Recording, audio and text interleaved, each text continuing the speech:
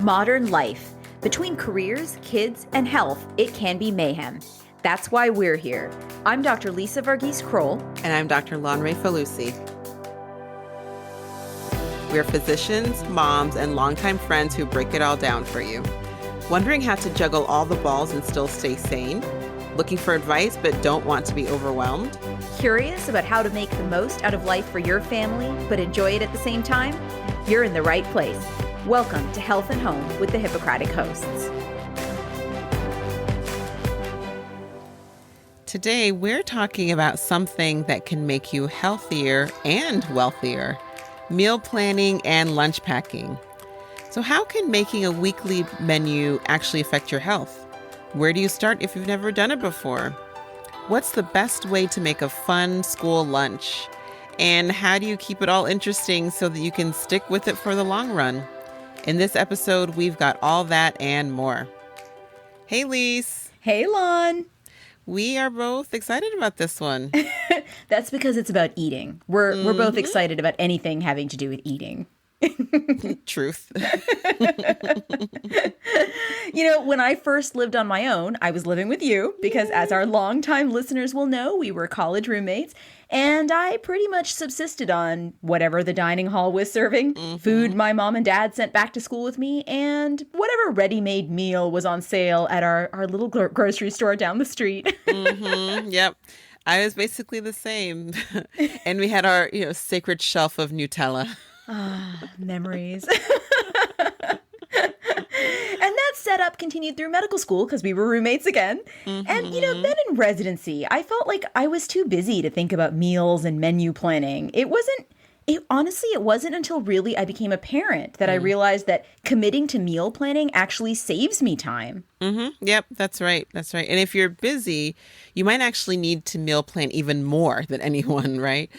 True. Not only does it save you time, but it saves you money and can save your health. So these are lofty claims we're making. So Lonray, what do we have to back it up?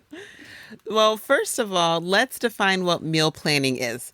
So it's the act of planning your and/or your family's meals in advance, usually a week at a time, but some people do it as much as a month at a time. And then you grocery shop with that specific plan in mind.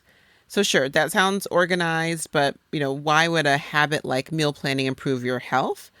Well, one of the biggest reasons is that if you have the makings of a meal or a healthy snack ready and waiting for you in your fridge, you're less likely to then eat out or to order in.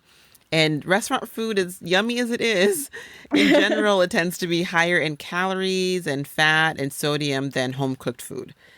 Studies have actually shown that people consistently consume more calories eating out than at home without even realizing it. And, we'll link to one of those studies in our show notes on hippocratichost.com.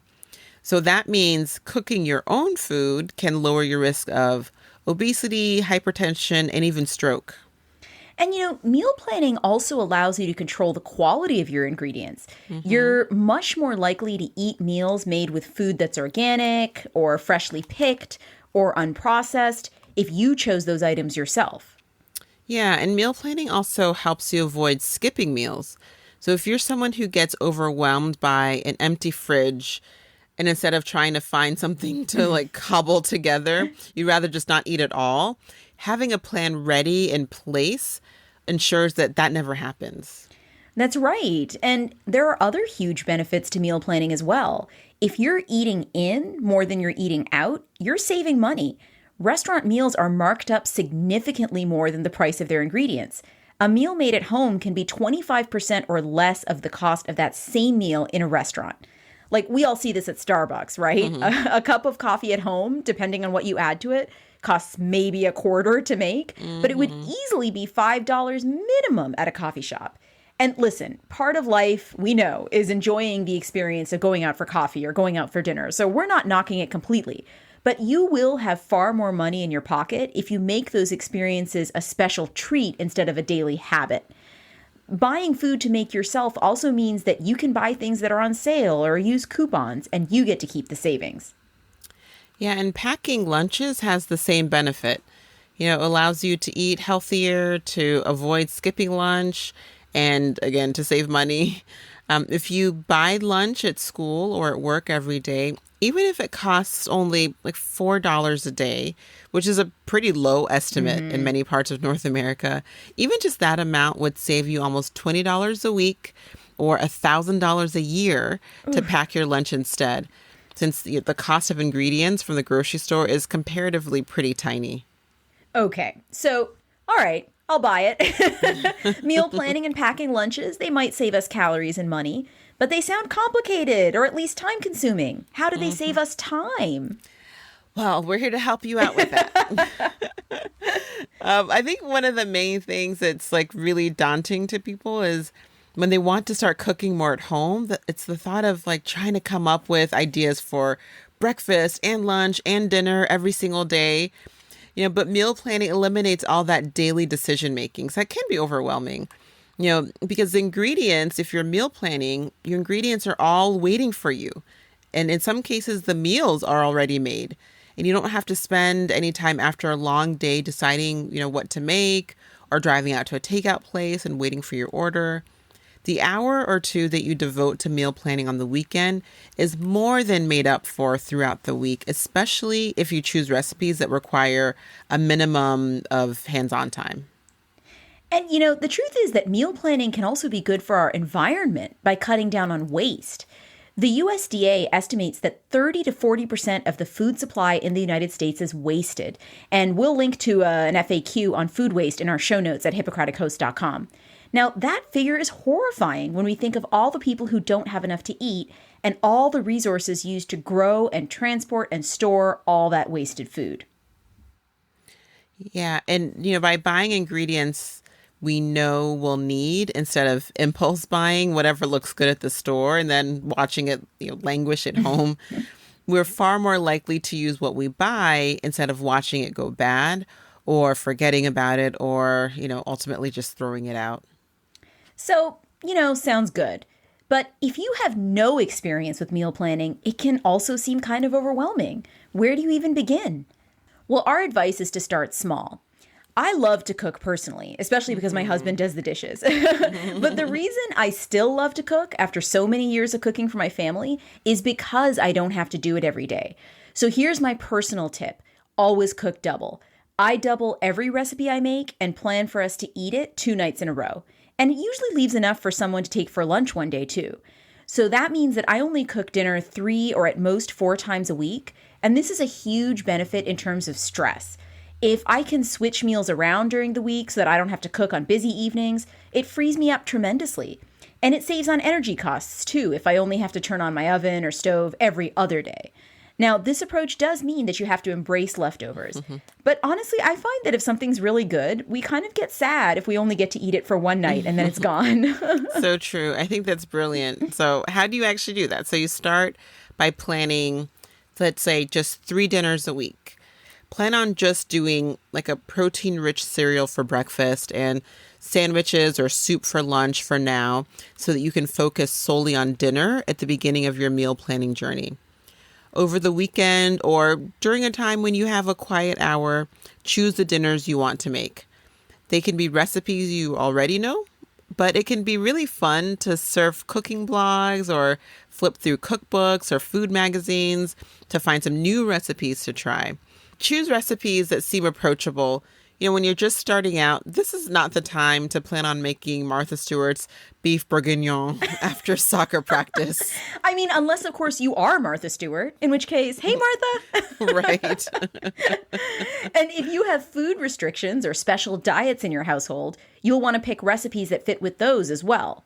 Ensure that each dinner includes at least a couple of servings of veggies or plan to add a salad or frozen vegetables. And then grab a pad of paper or a notebook and make a grid for the week. If you live in a rural area and you can only get to the grocery store once a month, then make a grid for the month and plan 12 dinners over 4 weeks. Enter in the dinners you've chosen under the days of the week when you plan to make them. If there are ingredients that are likely to spoil quickly, move that dinner closer to the beginning of the week. If there are evenings that you know you're not going to have much time, plan for those to be leftover nights.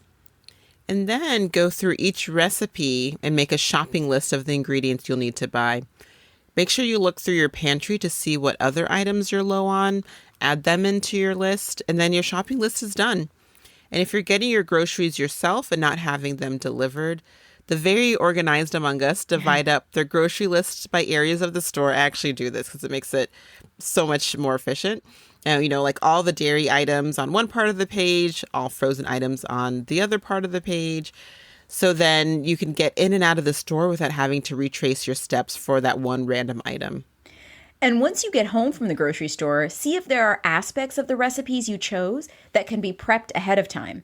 Is there produce that could be chopped and washed so it's ready to go later in the week?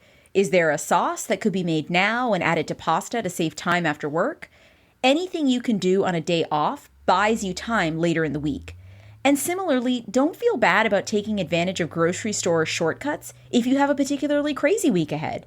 Paying a little extra for pre-chopped veggies or an already cooked rotisserie chicken can mean the difference between getting a hot meal on the table and, eating Doritos for dinner. And then, revel in the freedom that the week of planned meals gives you. It might take a few weeks for the habit to set in, but knowing that you never have to reach that dreaded 5 p.m. witching hour when everyone's cranky and exhausted and you can't think of anything to make for dinner, that is priceless. Every parent knows that horrendous 5 p.m. hour. Do they not? Yeah. Yeah. Wherever in the world you live. Right. You're either trying to hide or you're thankful that you've planned your meals ahead. Right. Now, there are some people who do find that meal planning is too restrictive. They want to be able to eat whatever they're in the mood for on that particular day, not what they planned to eat when they made their list over the past weekend. So if you're one of those people, then meal planning with choices might be the right strategy for you. That means planning more than 3 dinners per week, with the extra meals being made from shelf-stable ingredients that you keep in your pantry from week to week, ready for you when you feel like it. Yeah, and that's a good reminder for all of us to use up our pantry supplies. Many households have hundreds of dollars worth of food in their freezers or pantries that just sit there month after month, forgotten. So if that's you, you could make it a goal to devote 1 meal a week in your plan to using up those ingredients. And once this is all second nature to you, you can add in breakfast and lunch to your meal planning grid. Use the cook double tip here too, and start by just planning 3 breakfasts and 3 lunches a week. If you're like most people pre-pandemic, you or someone in your household probably spends most weekdays out of the house.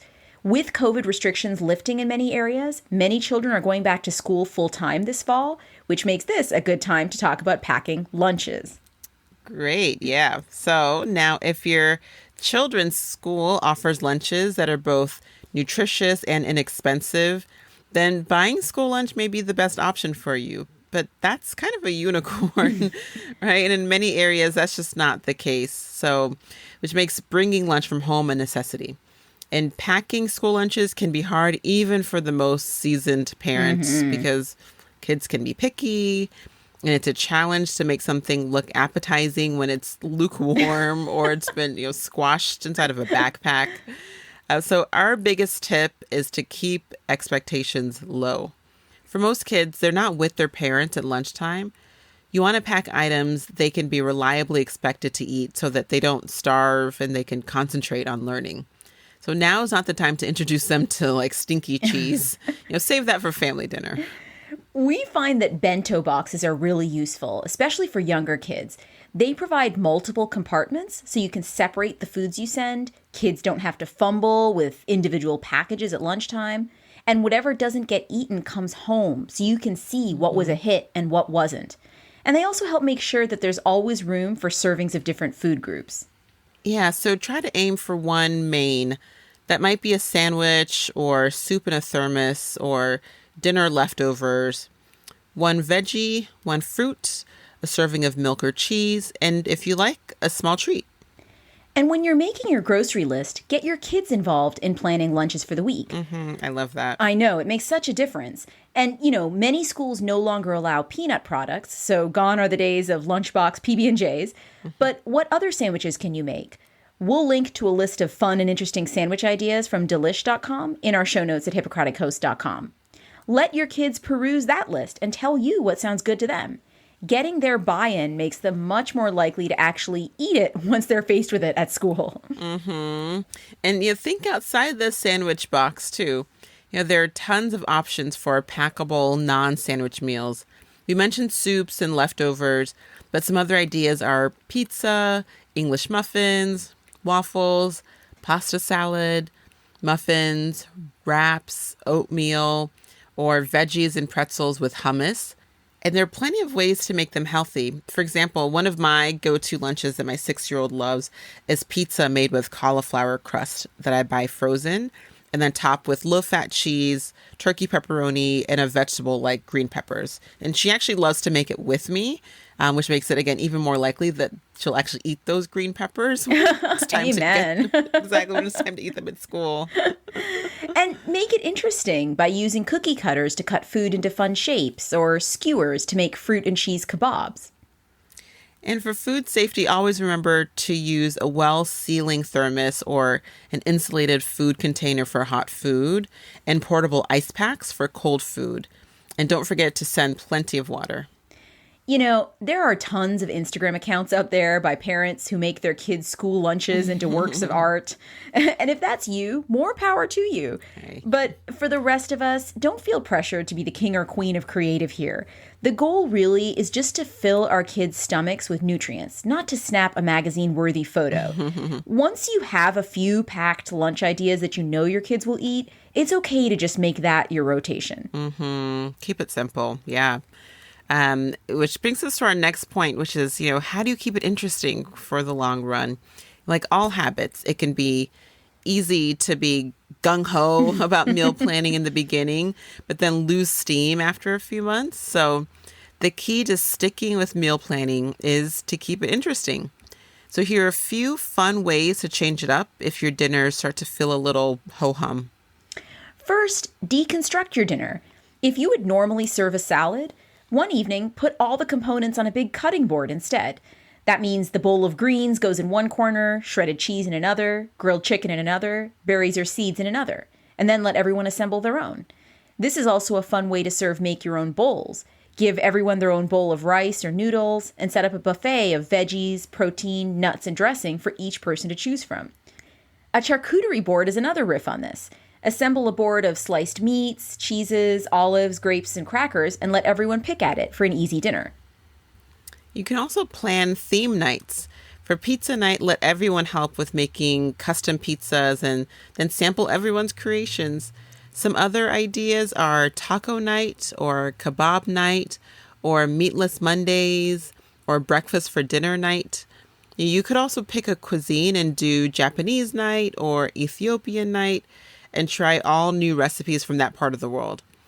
Even older kids tend to look forward to these kinds of dinners, and they make really great memories.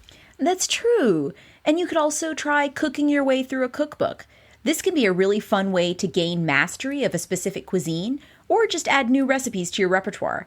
If there's a chef whose food you like, pick one of their books and work your way through it. You'll most likely find some new favorites, and the book does the meal planning for you. Yeah, I love that. Also, you can go seasonal. Make an effort to plan meals that are taking advantage of the produce that's in season. So in winter, that might mean root vegetables, asparagus in the spring, berries in the summer, apples in the fall. So not only does this keep your meal ideas fresh, it's also good for the environment because it means out-of-season food doesn't have to be shipped in large trucks from distant locations. So we'll link to a guide to seasonal produce in the U.S. in our show notes. And kitchen.com, that's kitchn.com, is a great online resource for meal planning and meal prepping with all sorts of pre-made meal plans and themes that can provide your planning completely or just give you some new ideas. And that brings us to our Physician Mom Hack of the Week.